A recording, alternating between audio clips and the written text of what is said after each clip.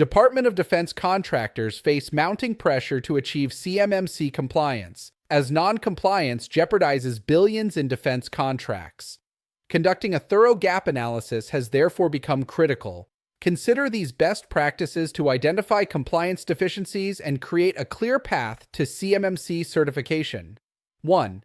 Identify whether you need CMMC Level 1, Level 2, or Level 3 certification.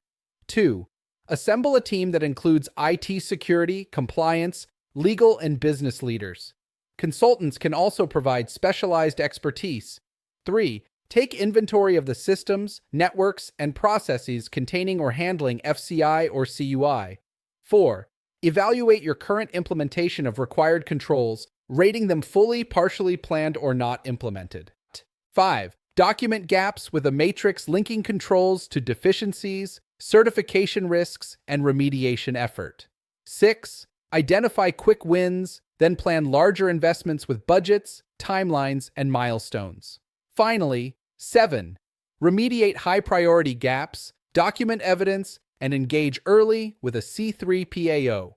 To learn more CMMC gap analysis best practices, please visit kiteworks.com.